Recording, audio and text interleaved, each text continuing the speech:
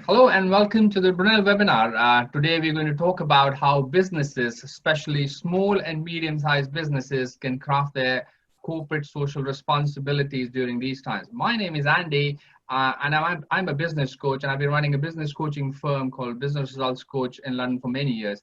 We help businesses make more money, get better results from team, and build leadership in business using coaching methodologies like Action Coach, Engage and Grow, Business Value Builder, and DISC assessments, to name a few. And joining me today is Dr. Joyces, who is a reader in strategic entrepreneurship of Brunel Business School. Prior to her academic career, Joyce had years of industry experience, especially in sales and marketing, procurement, operations as a senior executive. She's also the director of alumni and executive education and is a member of Brunel Hive team. Also, we have Mark Hodgkinson, who's straight talking operations director with Seaphone Communications based in Uxbridge. Seaphone helps businesses all over the UK grow by simplifying and switching their business phones to Seaphone VoIP. I've known Mark for a few years now, and one thing that stands out is his down-to-earth approach and willingness to help people around him. And we also have Camilla, who's the managing director of Chatterbox Voices based in central London. Chatterbox is a boutique-sized voice agency and production hub. They offer innovative, bespoke audio production and localization solutions across 80 languages. Over the year, I've seen Camilla grow her business and build a strong community around her business. Now, CSR initiatives can have multiple benefits to small businesses. Potential partners, employees, clients, they pay a lot of attention to what businesses are doing and what are the ethical credentials of the business. And with the COVID crisis impacting everybody, this may be the right time for small businesses to start embracing local or start embracing being socially responsible, looking at their community around and adding value to that. So in this session, we will share some ideas and tips on how SMEs can craft their CSR through connecting and engaging with their local community and make a strong business case for a purposeful business. To start off, I'm gonna ask Dr. Joyce is what do you understand by corporate social responsibility, and what does it mean to SMEs, Joyce? Yes, thank you, Andy. Hello, everyone. My name is Joyce, and I'm going to start to talk about the idea of corporate social responsibility pyramid. When people look about corporate social responsibility, they always think about donations, charity work. Yes, it is. It is the focus point of CSR. By what we're saying you can see from the diagram, is actually the philanthropic responsibility to be a good corporate citizen, to do what is good and desired by the stakeholders, to improve the right quality of life where resources contribution to stakeholders within your communities. However, you shouldn't be missing is there are also other responsibility and set as a foundations for the philanthropic responsibilities, like the ethical responsibilities, the ethical obligation to do what is right, avoiding harm and fostering good relationship with your stakeholders, doing what they are expected to be right, just and fair. And there are also legal responsibilities to obey the law, to follow what are the rules of the games that required by the stakeholders. This is usually the laws and regulation, what we see as the society's codification of what is right and what is wrong. And basically, you as an enterprise, you have the economic responsibilities, that is, be profitable. This is also required by the stakeholders and provide a foundation for other responsibilities by fulfilling the market needs, your customers' needs, creating jobs, paying tax, and maximizing shareholders' returns. So this is a business strategy to comply with law, ethical standards, personal, local, and international norms and values. And when we're talking about stakeholders, there is a lot actually including in the stakeholders concept. Internally, definitely your managers, your directors, your owners, your employees, and also your shareholders, investors, customer, supplier, creditors, you name it. And even those, the consultants and advisor from the trade unions with the industry or the trade associations that are helping you to develop your business further.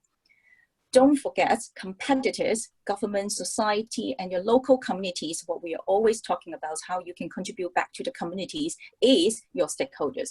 So your CSR strategy is actually quite broad. And what motivates you for you to do your CSR strategies, next slide, is definitely you will be benefit through all the stakeholders driven motivations behind. It can be linked to your personal value. It can be linked to your business performances by enhancing your competitive advantage. And it can help you to stay within the industry by compliances through complying to all the rules and regulations set by the institutions. For me, to take an example, let's say employees. SMEs always have limited resources. So look at internally, employees.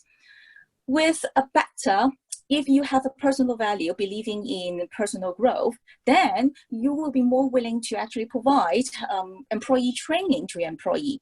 And your employee will be feeling more satisfied to stay within the company, so your retention rate will actually be higher. With a higher retention rate, then you can keep the knowledge within your organization to enhance your competitive advantage. So your employee is not going to your competitors and bringing all those knowledge with them, especially if you're not in the knowledge industry. At the same time, you don't have to recruit that many times, multiple times, and you don't have to spend money to offering trainings to your new staff. And this is actually helping you to build up, to enhance your competitive advantage. And by providing health and safety, health and safe environments, working environments to your employee to comply with the rules and regulations set by the institution or the government. This is complying to the things that you must do. So all is stakeholders driven with different stakeholders, but it's focusing on employee and help you to benefit in multiple ways. So this is a kind of the CSR picture that you should look at, even though if you are a SMEs. Thanks, Joyce. Thanks for sharing that. Yeah, so when I look at it from the small businesses perspective, a lot of businesses may be thinking, yes, I would like to, contribute to my community. And you've covered, a lot of areas people could be looking at, but it's kind of confusing. So where do I start? And, what would make the most impact with my CSR initiative? So Mark, would you like to share some ideas on that, please? Sure. Quite simply, Andy, we're a business-to-business company, so we serve other businesses with our telephones. So all I would say is quite simply, look around you, see what's crying out for your attention in your community, and ask your customers what they need. It's all about removing obstacles to help your customers engage with you, whether that's in purchasing your service or purchasing your product.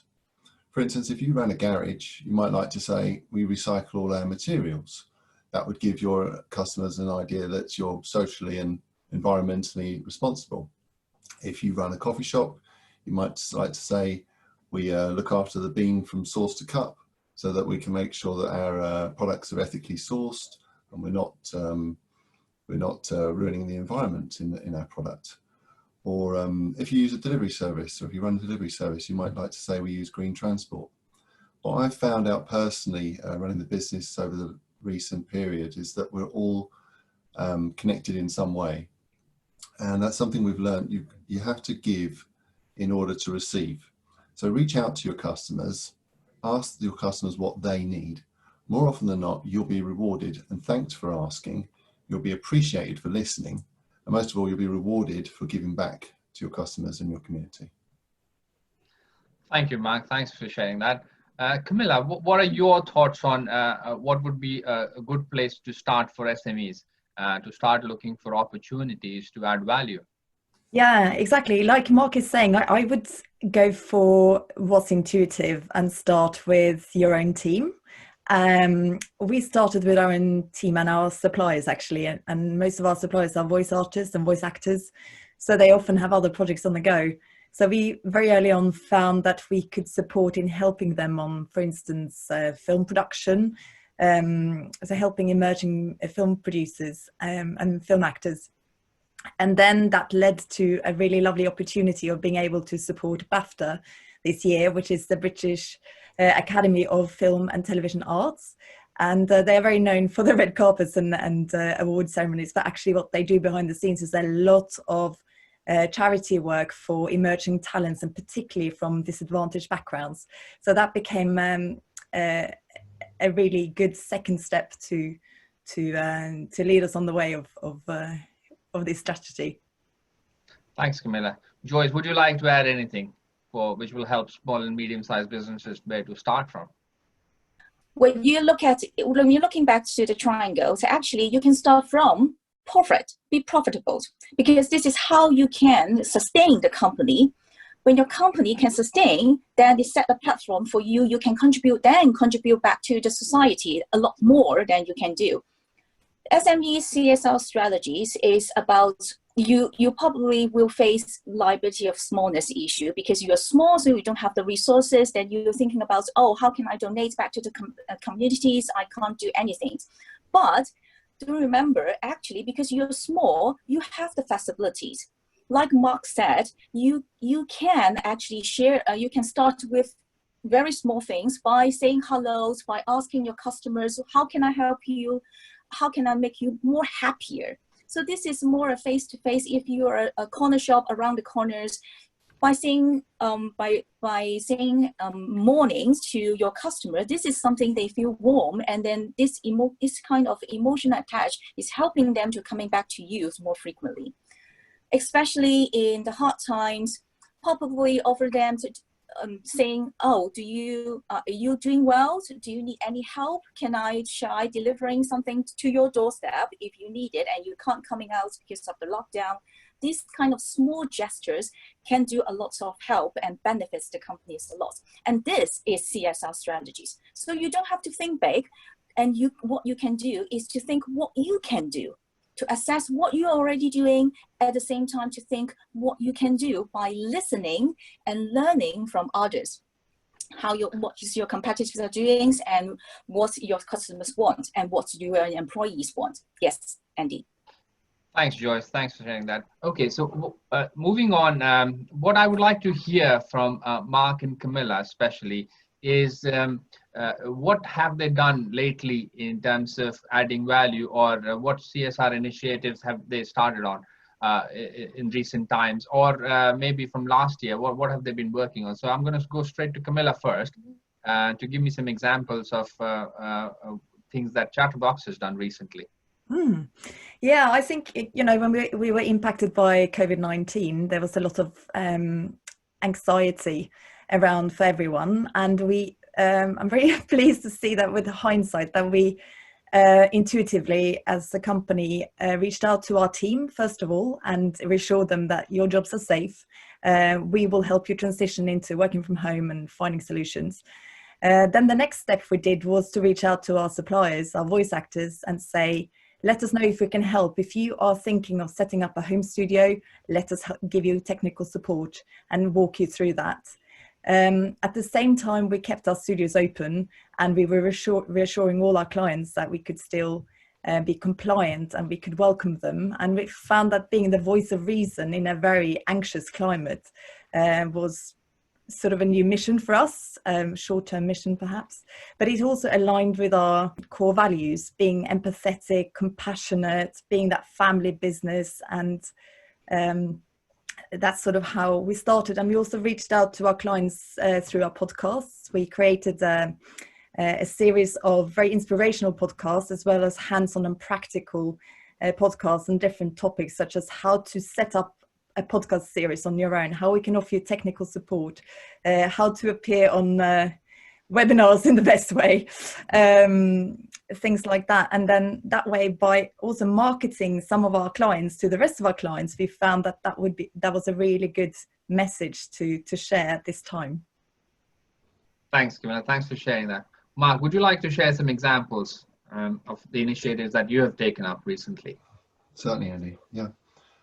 I share what Camilla just said about the anxiety back in March, the beginning of the lockdown, and trying to reach out and help customers and tell them we're there for them. I think that was really important, what Camilla did there for her customers. So for the beginning of lockdown for us, Seaphone Communications, we positioned ourselves as a voice for our community. we led our customers by telling them how to grow their businesses. Many of them were accustomed to getting businesses in a particular way.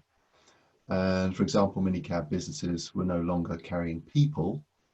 So we demonstrated how they could reach out to a different audience. We made videos for customers so they could tell their customers that they'd renovated their offices, disinfected their vehicles, and equipped their staff with PPE. And we suggested they employ the services of a business coach, such as Andy Sharma, from Action Coach, who is now helping them remarket themselves. And we help them set up new businesses, such as a minicab company who is now a logistics courier. We showed them how to use LinkedIn to connect with shops, hotels, bars and restaurants to deliver essential shopping or takeaway food to their existing client and customer base. And we continue to do this today because it's really worked well for our business, and it's given us a much closer relationship with our customers. So it's now become part of our fabric and our organisational culture to help our customers in this way, help them grow, and all this from a company selling phone systems.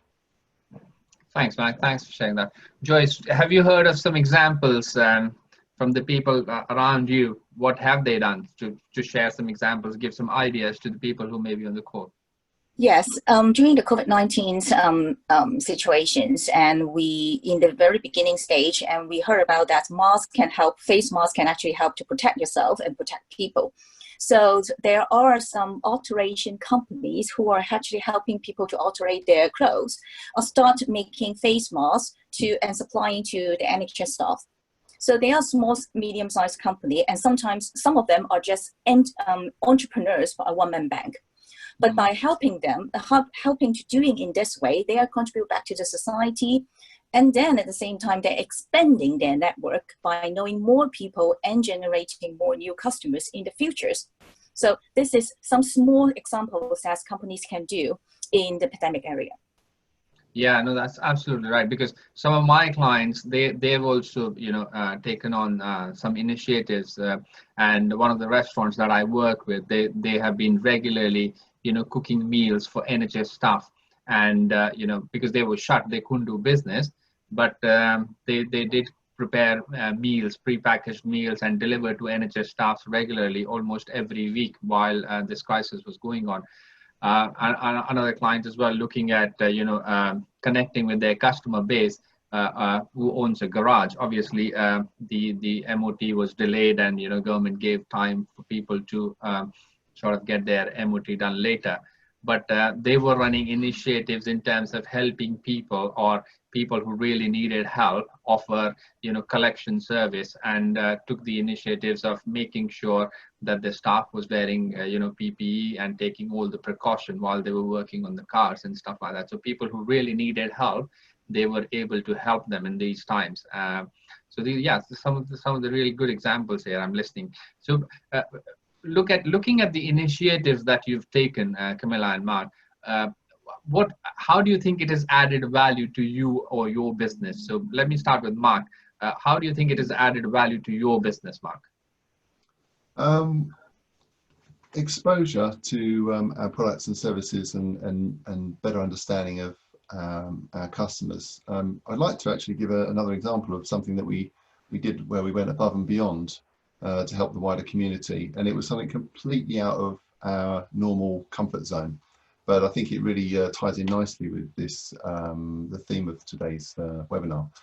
And that was, if you can all cast your mind back to March 2020, the world, I think you'll all agree, was a very different place for all of us. And patients were flooding A&E departments and overwhelming medical staff. All over the world, doctors and nurses were carrying out acts of heroism, helping patients, combating an invisible enemy, and sometimes without any personal protection equipment. And it was apparent to us that frontline staff were under-equipped to deal with patients, and we felt we had a moral obligation to help these heroes in any way we could, apart from the obvious clapping that everyone was doing. So we started combing social media and reaching out to hundreds of decision makers in hospitals and trusts. And we responded to an appeal by the Royal Brompton and Harefield NHS Foundation Trust. And they urgently needed 100 webcams for a virtual communications and monitoring system. It was up and running already in their regular intensive care unit, but they were quadrupling the number of critical care beds due to the influx of patients coming in, and they needed to rapidly expand their systems elsewhere to ensure their clinicians could continue providing outstanding safe care. Well, the situation was pretty desperate, and they were pleading for businesses to look in drawers, store cupboards, under the carpet, and see if they could help. Well, we're a phone company. We didn't have 100 webcams, but we could see that the responses they were getting on social media were pitiful. And so we started thinking laterally. And it was actually my son who, his scout leader works at Microsoft. So we contacted him, one phone call, and we were in touch with Microsoft straight away. And soon after, the hospital took delivery of 100 Microsoft webcams, and staff were able to quadruple the number of patients in critical care who needed their help. So that's an example of how we went completely out of our normal comfort zone to help our wider community. But in terms of how it helped Seaphone, it gave us a better platform, better image, a better understanding of what it was these heroes were doing in the NHS. And I think we've got a better relationship for the future, and I'm sure we'll be doing business in the NHS sector as a result of this work. And this work was done purely just because we could see people needed help, but now it's benefiting us, and we're reaping the benefits as well. So I think that's really what's key about this CSR initiative is don't just look at it, as a quick win for yourself. Look at it as what you can genuinely do. If you think you can really help someone, help them. We had nothing to gain from it by supplying these cameras, but what comes afterwards is the feedback, the social media, the PR, and better relationships. And I'm sure we're going to do more business with the NHS as a result of it. Thanks, Mike. Thanks for sharing that. So, Camilla, what's your take? How do you think it benefited your business, these initiatives that you've taken? I think it's twofold. Going back to our podcast series, for instance, it gave our team creative content to create, and all of the episodes are really inspiring and are about how people and businesses are coping with the current situation and their vision and where they see themselves going forward.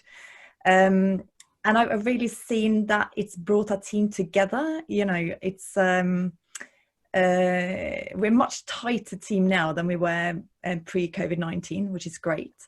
I think also being that sort of one step ahead of reaching out to our clients and suppliers, saying we're here to help. We are not shutting. We will help you, hold your hand, do whatever you need, find innovative workarounds that suit your need. That also went along with, that aligned really nicely with the fact that we offer bespoke services, so we are known to walk the extra mile.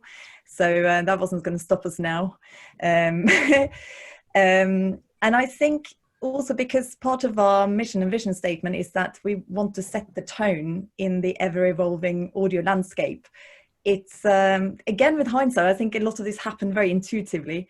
We can see that, yes, that's what we have been doing. We've been going out there with a very strong, positive, compassionate message that, where we're praising our team, we're praising projects, we just want to be out there with really positive messages, because I think the world really needs that at the moment.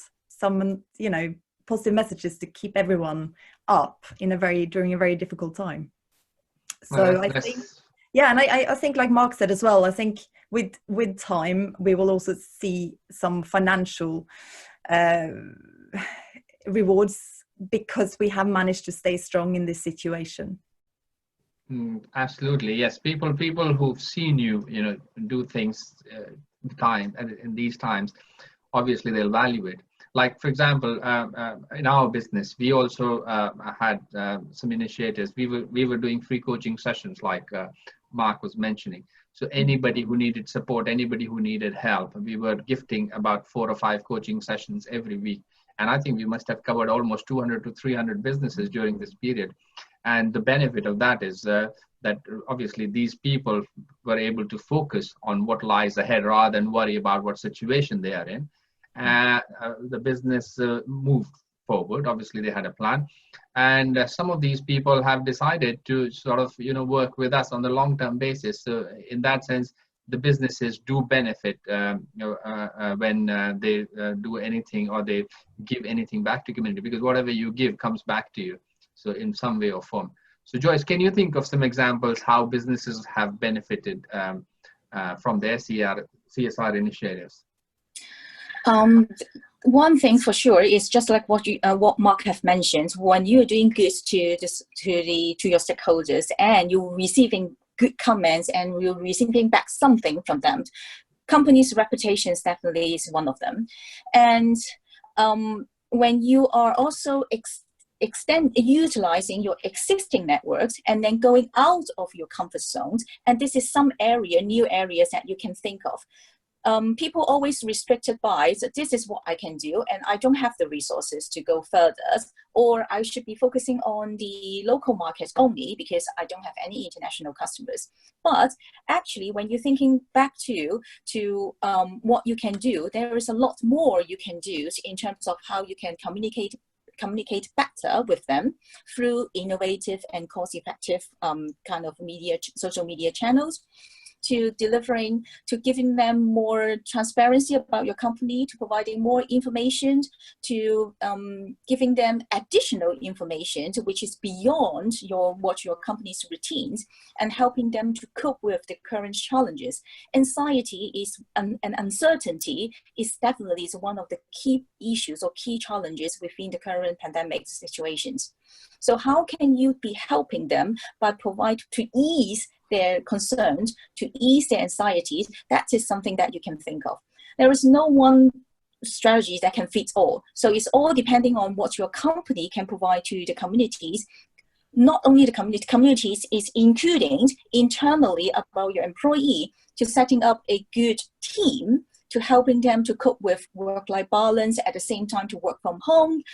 With your children around you, to work from home is a real challenge. So how can you be helping your employee to do so? That is one thing that you can think of as well.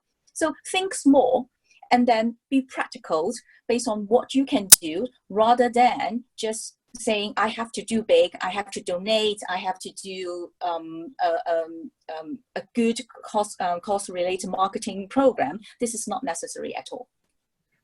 True. I agree with you. So, I mean, just summarizing it, obviously, the benefits to the businesses could be, brand recognition. It improves the reputation of the business, and it improves the customer loyalty as well. And there may be some financial savings, or improving the performance of the company. And like you said, it's about, attracting the right people, retaining the team, getting their motivation up. So these are some of the benefits that people could have seen recently, because if you're adding, value back to the community, it is going to, come back to you. So moving forward, what sort of challenges do you think small and medium-sized businesses face when they are thinking about starting some initiatives? What sort of challenges they may come across?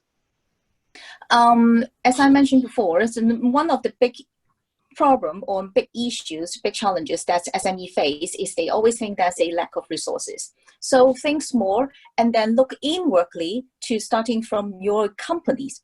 So how can you to maintain a good team? How can you to reflect on the new skills that is required to overcome those challenges? For example, you have to do webinars, you have to do web meetings, you have to use Zoom or other platforms. Do your employee have the knowledge to do that? Do they have the equipment to do so? So that is the thing that you can start to think of. And just like I mentioned, work from home is a challenge, especially if you have kids at home. So how do you support those employees with families? Have flexible working hours, work from homes, a rearrangement. This is something that you can think about. As a supplier, just like Camilla have mentioned, they've reached out first. They go back to them and then see, what can I help? How can we help you? At the same time, you can reevaluate them, whether your suppliers will help you during this crisis time by offering you flexibilities and reliability that you're looking forward to. And then by sharing the knowledge and information between you and your suppliers, this is helping to share the risk and to avoid the risk at the end of the day. and for the customers to respond to new demands and needs and concerns. For example, if you are a grocery store around the corner, then now people in the lockdown stage, or for the senior people or disabled people, they are not feeling comfortable or they can't go outside. Are you be able to offering them priority slots, just like a lot of supermarkets have done? NHS staff to NHS staff as well, to helping them to overcome these challenges. And then, do you offering with new product or services? For example, your delivery guys, are they wearing masks? Or are they taking certain steps like a lot of supermarkets have done or delivery company have done? They will maintain a 2 meters distance. So this kind of small things, by changing your working protocols, can help or can regarding tickets as a CSR strategy as well. And then to communicate better, to be innovative, to use your network to help the communities, just like Mark have done. He used his network to help the NHS. At the end of the day, they build a good relationship with the NHS and with Microsoft as well. So this is generating new business possibilities in the futures. And also the communities try to identify some goods that you can connect your business with. You don't have to serve everyone, but there must be someone which is fit for the purpose. Use them, and then to delivering the extra helping hands that you can offering to them. This is a good starting point with the CSR strategies in this current environment. Thanks, Joyce. Coming to Camilla. Camilla, when you were thinking about starting these initiatives, what sort of challenges were you faced with, or what sort of remarks your team came up with when you launched these initiatives, and how did you overcome them? I wonder if my biggest challenge was within myself, actually, because I was thinking, what on earth am I doing here? I'm telling everyone that their jobs are safe and we're going to be fine, don't worry. But did I have any proof? No. I mean, we were all navigating without any map or compass or anything, weren't we? But I had this strong belief that we were going to pull together as a team, and I was going to do my uttermost. And I know that, we were all going to do our very best to pull through. And I'm really pleased to say that, it's looking really good, actually. If it hadn't been for the very willing team members in our business, we would not have seen the same results. I think also a challenge was, again, going back to the anxiety, and in terms of keeping our studios open. Some people are more anxious than others, obviously, naturally. Some have underlying health issues that they don't necessarily want to talk about. So it's about kind of foreseeing situations as well that you couldn't really have foreseen, because this is also new to us. It's unprecedented times. I think that's also been another challenge. What do you do if people don't feel safe, or if they don't feel looked after? Might not be because of what we're doing, but it might be something else in their life. And just, again, there to be as compassionate as possible, and have that confidence that we can find workarounds and reach out to our suppliers, our clients, and the wider community. Thanks, Camilla. So Mark, coming back to you, when you were working on these initiatives, did you face some challenges, or did you have any sort of thoughts when you were launching these? And if you did, how did you overcome them? Well, like Camilla said, I think to start with, any business is only limited by the people running it, and a business will always be bigger than you. So I personally have gone through a lot of growth over the last 4 months during the lockdown period, working with yourself, Andy. You introduced me to new ways of thinking, new ways of understanding my customers, and to bring that back to some sort of reality, we helped to remove some obstacles for our customers that were holding them back. One example was a business owner. He wanted to buy another company just at the beginning of lockdown. He couldn't, because the company he wanted to buy were tied into a £32,000 telephone contract. We removed that obstacle. We helped them. We saw the pain it was causing them, and it actually enabled them to acquire the other business, saved them over £800 a month, and they nearly doubled their turnover even during lockdown when they acquired the second business. So that's one of the things that we started looking at was, you know, how we can grow, how we can help people, and that will continue coming out of lockdown easily. It's in our fabric now. It's in our DNA. We want to help our customers, and I think that's what this CSR initiative is. If you boil it down to the brass tacks, is removing obstacles for your customers to purchase your product or your service. Because customers can be quite fickle creatures, and their decision-making matrix in their head can be made on many unforeseen, unthought of quantities. Such as if you're a car company and you produce cars that emit a lot of CO2, you might decide to go and offset your CO2 footprint by buying forests. So that your customers can go, oh, that's an obstacle I had before I was looking at that expensive car, but now it's going to be green if I buy it because they're offset. You're removing those obstacles for your customers. And that's what we're trying to do for our customers, removing the obstacles for them, teaching them how to tell their customers that they're using PPE, that their cars are hygienic, they're teaching them how to move their customer base, fish where the fish are, is what I like to say. Look where the fish are and change your business model slightly. If you're moving people and you can't move people, move goods. So that's really what we've done as a result of this process. That's great. Thanks, Mark. Thanks for sharing that. One question which may be asked is, how do you link the CSR with your company's performance? So is there a mechanism, or is there a way to sort of look at that? Joyce, have you come across any situation where you had to link, and how did you go about doing it? These two is definitely CSR strategies and performances are always linked together.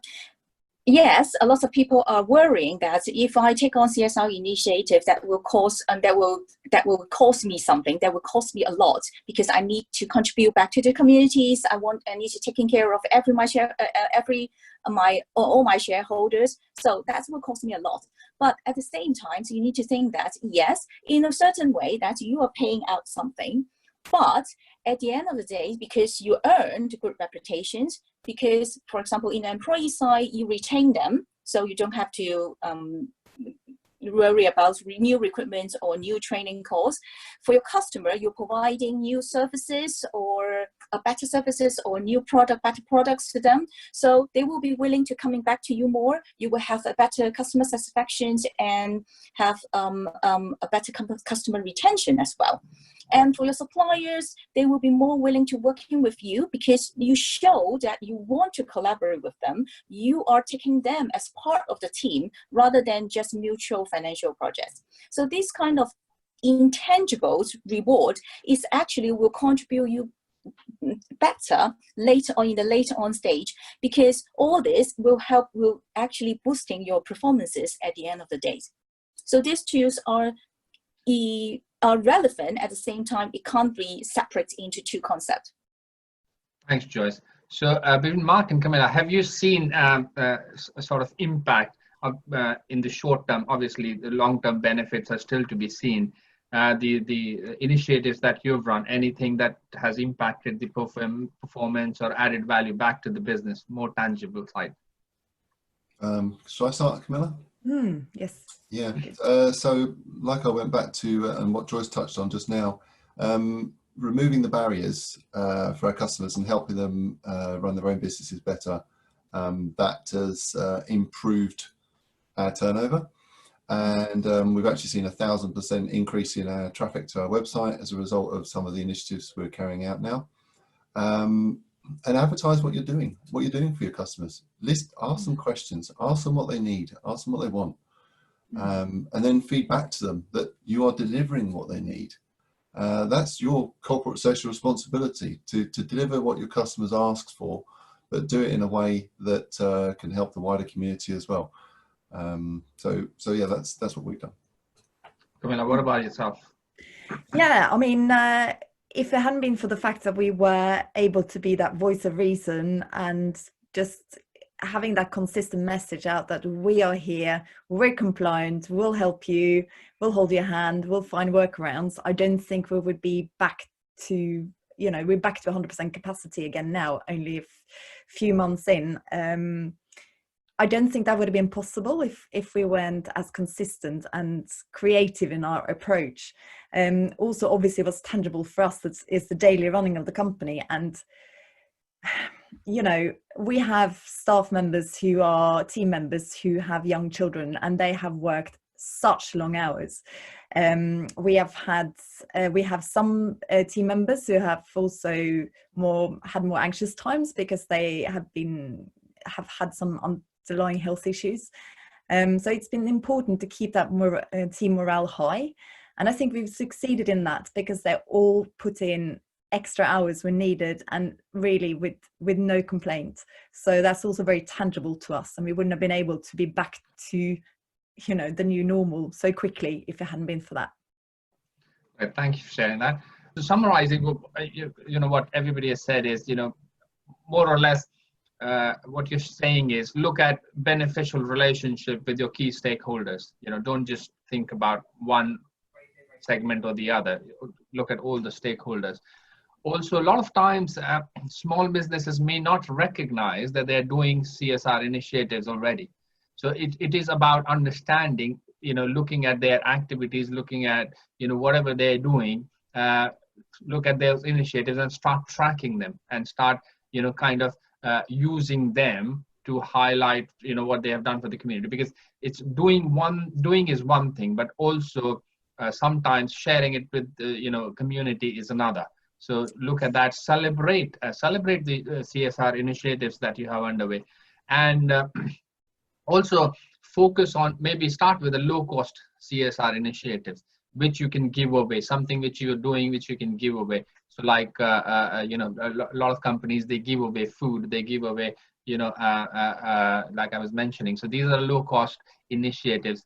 The perceived value is usually higher. It may be low cost to the business, but the perceived value is usually higher. So in that sense, look at what is it that you can do and how it is going to impact the community, because it definitely helps you improve your brand. It definitely helps you attract better people. Keep your people motivated as well, because when people are part of a purpose, or they feel they're contributing, they like to stay on the team. They like to bring value to the team as well. So thank you very much for sharing your thoughts today, Joyce, Camilla, and Mark. Now I'm going to take some questions from the audiences here. So what first is it safe to say that SMEs who may not have as much financial capital, that the most practical and equally effective modes of CSR are to use their human capital? Example, through the time of their staff, training, informative videos, volunteering for charity events, personal commitments to recycle at work and home, etc. So would you like to answer that, Joyce? Yes, definitely. Looking back to internally of what you can do is definitely a good starting point, especially to start with your employee, because at the end of the day, it's your employee that is constitutes to the success of your companies. Yes, other capital investment is crucial, but human capital is one of the crucial factors as well. See what you can do, and utilizing the internal resources or the existing resources that you have, that is your employee, definitely is a good starting point. Okay, anything you would like to add, Mark and Camilla? Well, I just think it sounds like a really good starting point. Like Mark was pointing out earlier, that, anything you do for, say, for a charity, you can share on social media. It's great content, and it's showing your willingness to go outside of your business to help the community. I don't think you should look at it as a cost at all. If you look at anything around you right now, you probably didn't buy it on cost alone. You probably bought it on the value. And right now, a lot of customers and lots of small businesses are focusing on the cost, the bottom line. Can they lower their prices a bit to get in the business? And you shouldn't be doing that right now. You should be improving the value of your product or service that you have. And CSR is a great way of doing that, because you can say to your customers, hey, look, you know, we're helping the community, we're helping our staff, we're letting them work from home, we're more flexible, we're more ethical, we've actually employed people from far and wide as a result of the lockdown, because our business is in the cloud. So now we're employing people from places where we wouldn't have dreamt of employing from before, all over the world, in fact. So I think it's really important not to focus on bottom line when it comes to CSR and say, oh, what's the cost? What's it going to cost me? It's not going to cost you anything. It's actually going to benefit your business. It's going to help you grow. It's going to help your customers understand you better and deliver more value in your product or service. Thank you. And just to add to that, I think, I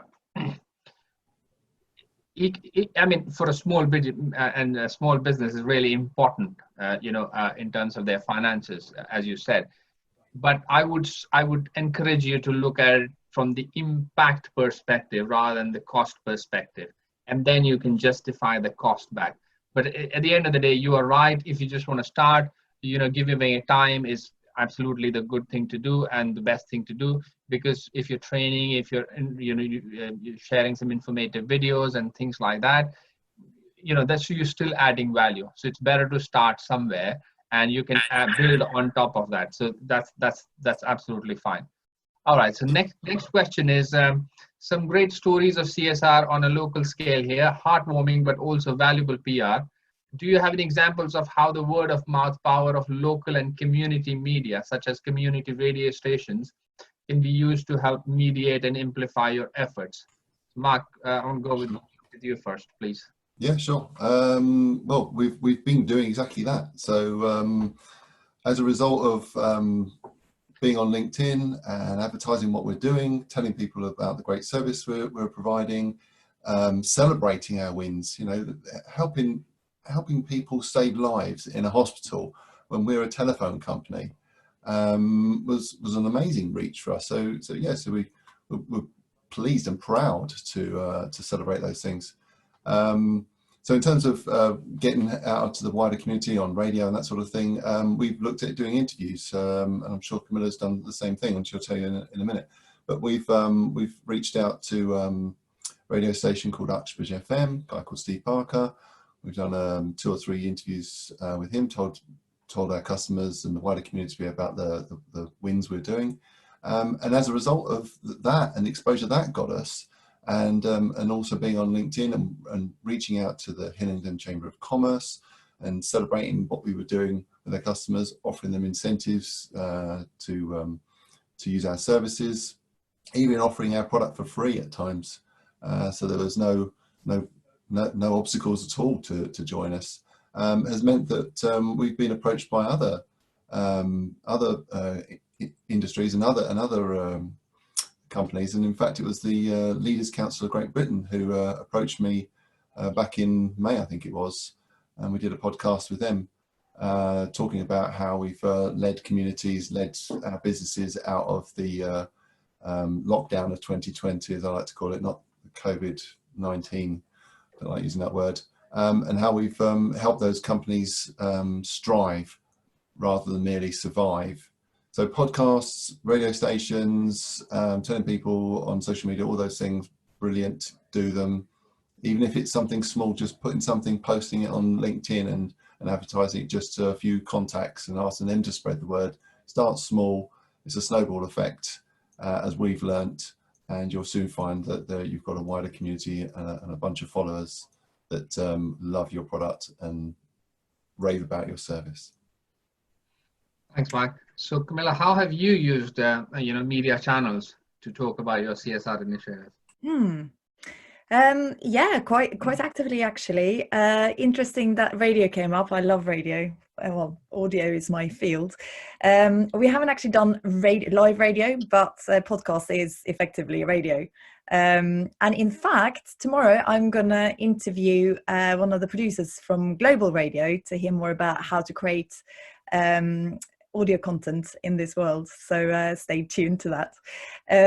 What I also like doing, or we like doing as a team, is to share other companies and other individuals' success on social media. I find that quite effective. You can team up with others, you can share each other's successes. For podcast strategy, it is advised that if you're creating a podcast, be someone else's podcast guest as well, and then you can promote each other's podcasts, and that way you cast your net wider. So yeah, I mean, like Mark has been saying, getting tucked into charity work or any strategies as such, it gives you fantastic content on social media, and you should actively share that. Thanks, Camilla. Yes, absolutely right. So because we've been using Uxbridge FM and working with Hillingdon Chamber of Commerce, and I've been on podcast with you, Camilla. And we've also done we created some media interviews for, some of my clients who've been really successful in dealing with this current crisis, and we've captured what they have done, and we have been sharing it on YouTube channel. So your local channel also at the same time, get it out, because it creates positivity. It gives people hope in times like these. So a question for you, Joyce. Have you thought about how you can support community and grassroots media to continue their operations, and in turn provide you access to more audiences for more intelligent sourcing and potential CSR problem solving? That is based on what is your local community's needs, because every local communities will have a different focus and they have different needs or challenges at different time levels. So going back to understanding your audience through this kind of medias, radio, broadcasts, and then to provide more information, more transparency to ease the uncertainty, that is one good way to do. And then at the same time, because you are building up network, this will help you to gather further resources or further knowledge through different parties, which can help to generate a greater good for all the people within the communities. Thanks, Joyce. Another comment here from Liz is thank you for a really interesting conversation so far with regards to CSR and doing good. I think businesses have the benefit of speed, but government laws, regulations, and incentives, etc., perhaps have the greater possibility of breadth and depth. Do you agree with this? And if so, what can corporates and SMEs be doing to encourage government involvement with or to encourage CSR? So let me ask Camilla first. I think there's always ways around it, I think follow your intuition, go out there, don't think too much about what's hindering, what obstacles are out there. I think that's an obstacle in itself, I think, try and put that to one side, start small, start from your team, your suppliers, your clients, the natural interests within your team, and see where that takes you. And it's going to be a journey, and it will probably take you beyond your expectations. Thanks, Camilla. Joyce, what's your take on, in terms of how corporates and SMEs could be encouraging government involvement? As I said, trade union or trade association, chamber of commerce is part of your stakeholders. As a member of it, you can actually raise questions or raise your concerns through them. And this is actually generating a pressure groups or media coverage, and then reflect back to the government. And they will then saying, there is a market demand for that. So we have to look into to see whether we should formulate a law, regulation, and incentive to do so. So this is mutual affections. So government is setting up policies and regulation to set out the guidelines about how companies or how enterprise should do CSR. But at the same time, companies can reflect back to the government saying that this is what our customers' concerns are, and this is the current challenges in terms of whatever sort of things. How can we deal with that? How can government to setting up policies to help to set a guideline or to help to regulate the industries in order to achieve a better good in the futures together.